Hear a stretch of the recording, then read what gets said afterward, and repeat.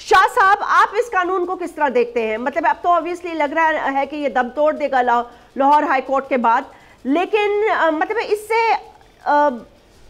اس سے فائدہ کیا ہوگا حکومت کو؟ I mean like وہ آپ کو لگتا ہے کہ آج کے دور میں کسی کو کنٹرول کیا جا سکتا ہے؟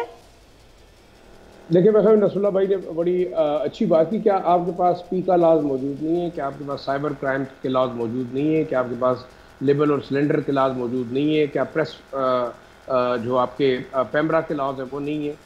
میرے خیال میں تمام لاز موجود ہیں، لیکن اس کی امپلیمنٹیشن کی بات کرنی چاہیے کہ آپ امپلیمنٹیشن اس کی کیسے کرتے رہے. لیکن تھوڑا سا جو میں اس وقت دیکھتا ہوں کہ میڈیا کی جو ایوالومنٹ ہوئی ہے وہ آپ کے پاس ایک ایسے فارم آف میڈیا آ گیا ہے جو کہ انبرائڈلڈ ہے، اس میں کوئی دوسری رائے نہیں ہے، اور وہ ہے سوشل میڈیا یا ای میڈیا.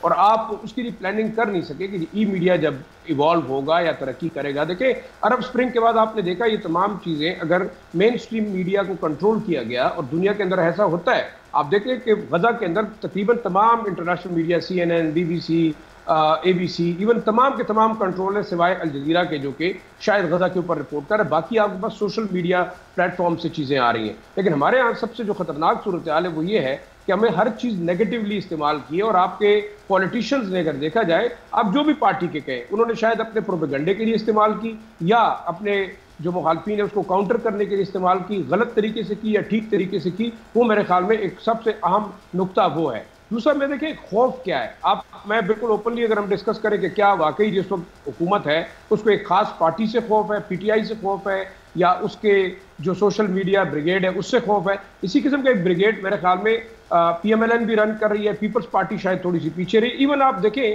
مذہبی جماعتیں اس وقت، آپ دیکھیں JUIF جو ایک مذہبی جماعت ہے اس کا ایک مکمل سوشل جو ای میڈیا ونگ ہے جو کہ کانسٹنٹلی پروپیگیٹ کرتا ہے اس پارٹی کے پروپیگنڈ.